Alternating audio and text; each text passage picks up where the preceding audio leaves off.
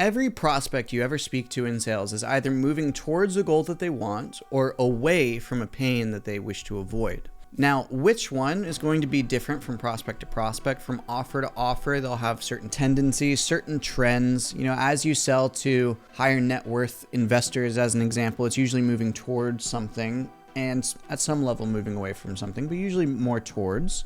And then as you sell to maybe more biz op type sales or fitness, usually it's moving away from something that they don't want. So in this video, I'm going to walk you through the 10 core human values that I call the hierarchy of values that people move towards, and the 8 moving away from values. Now, if you're new to the channel, welcome. My name is Christian Jack. Over the past 3 years, I've generated over $100 million in sales across 21 different industries. I've trained thousands of sales reps, some of whom have gone from as low as $5K a month to as much as $5K in a day in straight commissions and sales. And I've personally invested nearly $1 million into my own personal and sales professional development for sales psychology, behavior science, neuroscience, high performance, all the fun stuff. You name it, I've probably done it. And this channel I've now created to just share some of the lessons that I've learned along the way with you, hoping that maybe you get to shortcut your path to freedom through sales. And of course, if you're a returning member, welcome back. I got another banger for you here today. So let's get into it. The 10 core moving toward values are love, success, freedom, intimacy, security, adventure, power, passion, comfort, and health. All right. Now, each of these are very, very important in their own right. And usually people will have a top 1 or 2 that they're moving towards, and then they will have a couple of secondary ones. We'll go through that in a second. And the 8 moving away from values are rejection, anger, frustration, loneliness, depression, failure, humiliation, and guilt. All right. So just write these down for the sake of this video. We're going to go through each one fairly quickly, but each one is fairly self-explanatory. So love is just the idea that people want to experience love and care with other people. This is different from intimacy, okay? Don't get them confused. They're fairly similar, but they're different. Love is about just positive emotions and care for other people around them, as well as experiencing it from the other people around them, giving and receiving of love. Very simple. Number 2 is then success. Success can be defined as a lot of different things, and it doesn't particularly matter for this video, but very clearly in each sales conversation, you will understand if a prospect has a massive value of success, you need to define what success is for them. Otherwise, it's just kind of a buzzword, right? Success could mean a million different things, just as much as love could mean a different thing for each person. Number 3 is then freedom. This is a big one. This is my personal value, and this is what drives everything that I do, is that I want to create a sense of freedom from my own life, to be able to do what I want to do, when I want to do it, how I want to do it, where I want to do it, etc., etc. And different people will value freedom in different ways. So one person may really value freedom of how they spend their money versus another person really doesn't care about that. They value freedom in how they spend their time. So within each value, or within this hierarchy of values, there is still deeper layers that you can go into. And I'm not going to go into it today. If you want to get into that sort of stuff, just hit the link down in the description below. I go through it all inside of the Sales Dojo. You get a 7-day free trial if you click the link below. Now, the next value from there, number 4, is intimacy. So again, this is not to be confused with love, but intimacy is all about a feeling of close connection with other people. It's being able to share certain information that maybe you wouldn't share with other people. It's about being real. It's about being authentic. It's about being comfortable enough to open up with other people and not just stifle things inside. And of course, the reciprocal of that is other people being able to be intimate and share things with you, being able to come to you. All right. Now, number 5 from here is then security. Security is all about this feeling of, if you want to think about it as stability.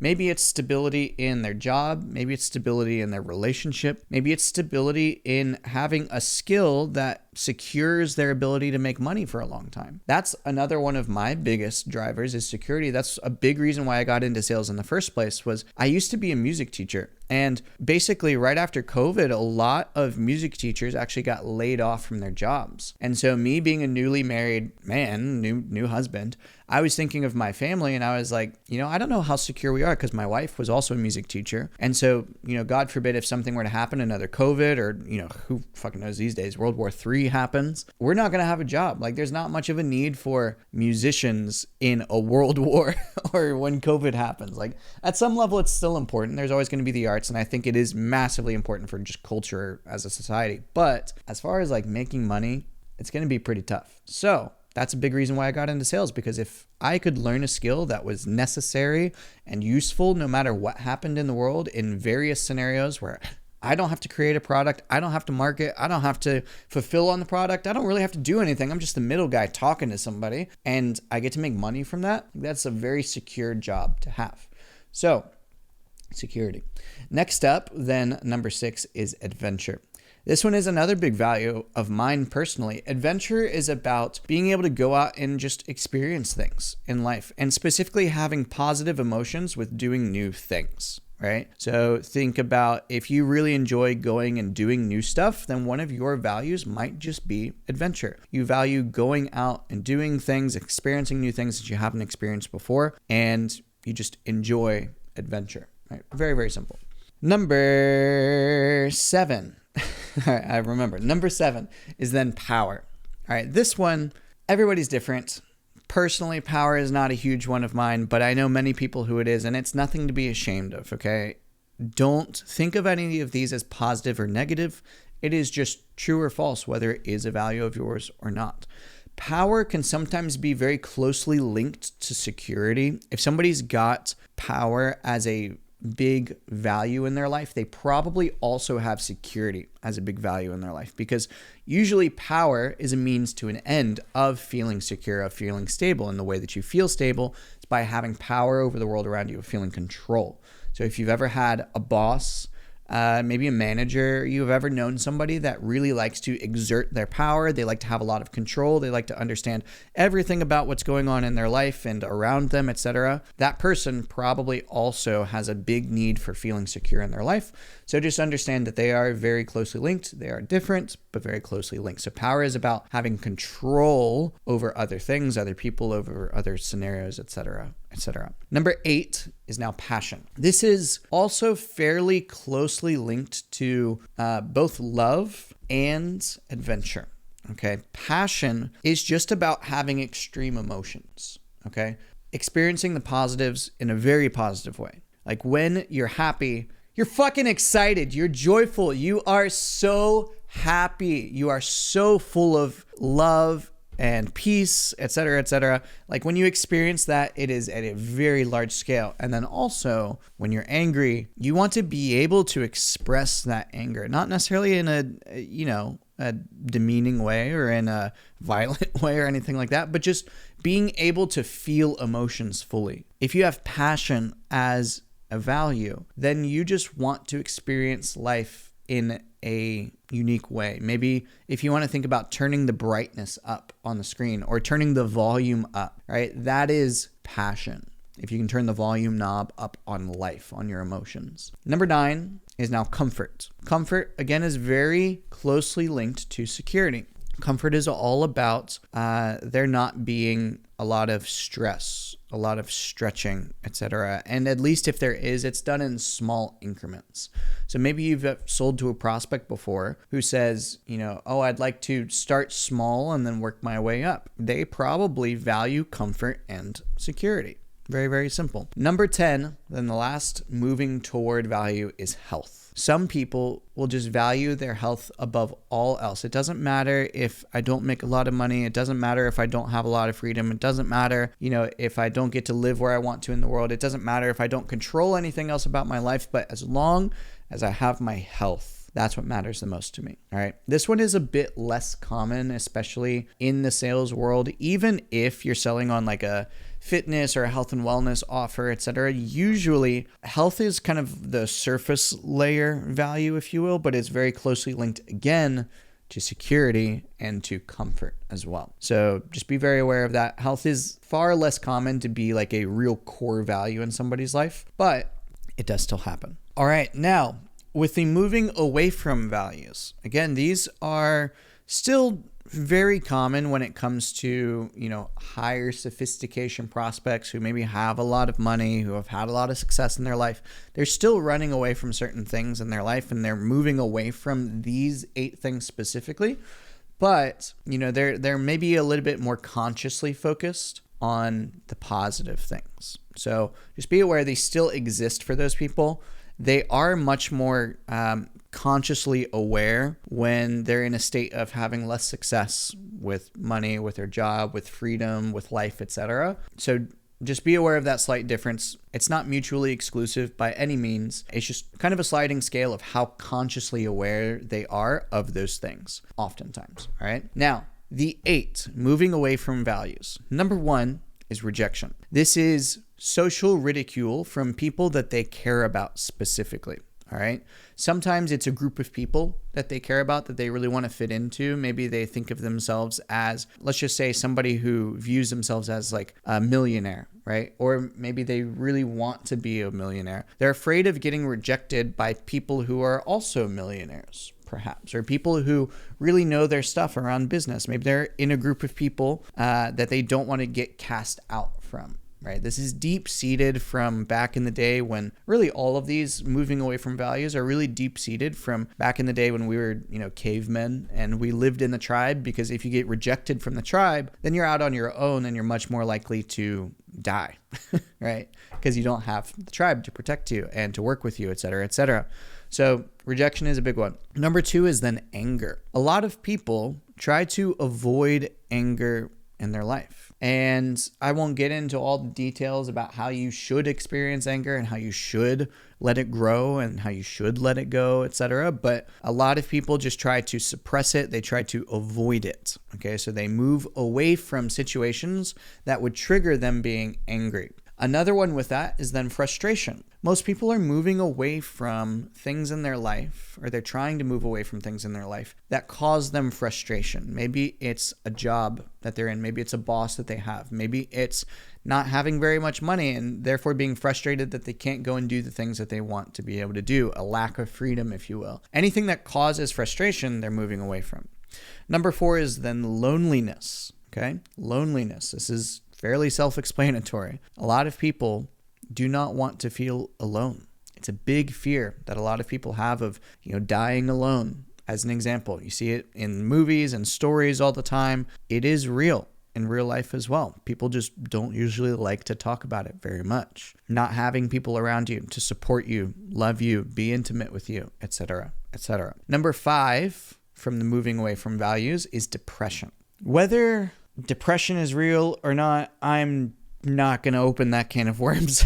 But just the overall idea that depression is just the idea that it's an inescapable, or so it feels like an inescapable prison of a lack of emotions. Okay. If you want to think of, in the moving towards values, passion, depression is its antithesis. It's the opposite, right? If passion is all about feeling lots of emotions on a very large, intense scale, then depression is the opposite. It's not feeling them at all, not positive ones and not negative ones. And so because of that, if somebody has a moving towards value of passion, they probably also have a moving away from value of depression. They really don't want to experience depression because they want to experience their emotions. Number 6 is then failure. Failure is a really big one, but it is usually a surface layer one, right? Why would somebody fear failure? Why would somebody try to move away from experiencing failure? It's probably not just for the sake of failing itself, but it's how they view themselves when they do fail. It's how other people view them when they fail. It's the frustration that is created off the back of those things, and potentially the rejection from the group and even the rejection of themselves. So be very careful with failure. It is one of those that can happen, that it's a real core moving away from value. But more often than not, it is a bit more surface level and there's something beneath it, right? Why are you trying to move away from failure? What happens if you do fail? What has happened in the past when you failed? Why is that significant to you? Make sure that you actually probe in to those things, especially when you're having this conversation with somebody and this fear of failure comes up. Next up is humiliation.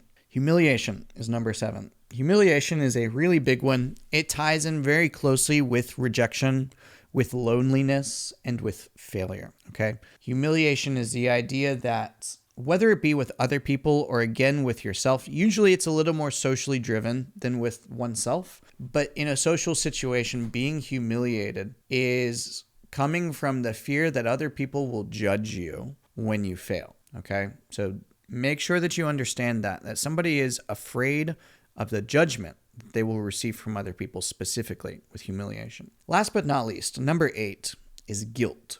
Guilt comes from you doing something that current version of you does not agree with, all right? Maybe you made a bad decision in the past and current version of you does not agree with the making of that decision. That will create a sense of guilt. I don't think I need to go into this one too much. Most people have experienced guilt, and you should probably know exactly what it is. But a lot of people, this is a big moving away from value because they have experienced guilt in the past and they don't want to re-experience it again. Or maybe they fear that they will experience guilt in the future.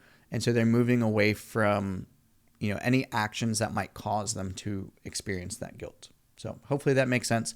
At the end of the day, these 10 moving towards values and these 8 moving away from values are just things to keep in your mind as you go throughout a sales conversation, because they will really help you frame things properly. They'll help you know what questions to ask in order to know what somebody values, what they don't value.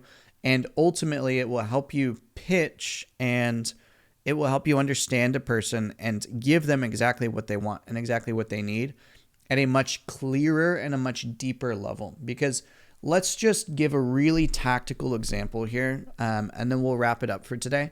If somebody values security and they fear failure, as an example, if you pitch in a way where it's like, go big, go home, hit it out of the park the first time, sink or swim, burn the boats, this person is not going to buy, right? This person is going to feel like this is so scary. They're going to feel like this is so risky, and they probably aren't going to take any steps towards moving forward with this sort of thing, because you have presented what you're doing in a way that is the complete opposite of what they value. If they value security, then we should be focused on saying how there's tons of people who are doing this, and honestly, you're a little late to the game, right? Instead of being a first mover, as an example.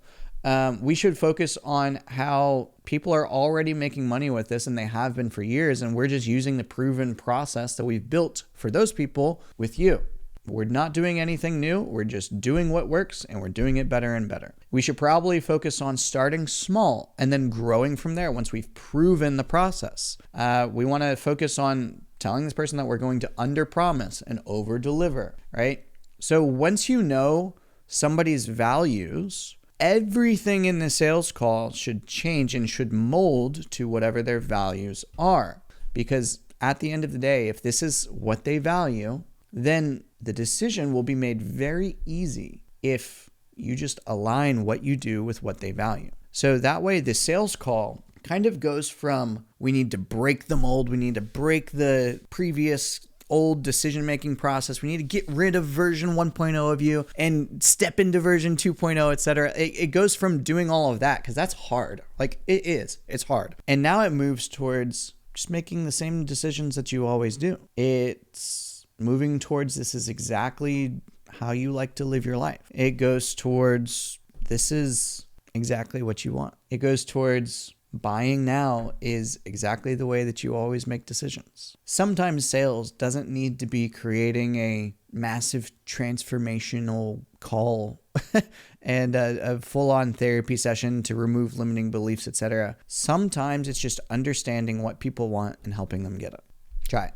If you found this helpful, like the video, subscribe. If you have a question on this, on how you can use it, or any follow-up questions based on what we've gone over, every week I go through all of the questions on my YouTube videos. So put a comment down below with your question and I'll go through it later on in the week. And of course, if you'd like to learn more about all of this, hit the first link in the description below to join the Sales Dojo, my sales training community. By hitting that link, you get a 7-day free trial Take it or leave it. Enjoy it. Worst case, you join, you didn't spend any money, and you learned something in the process. So if you'd like to join, then I'll see you inside.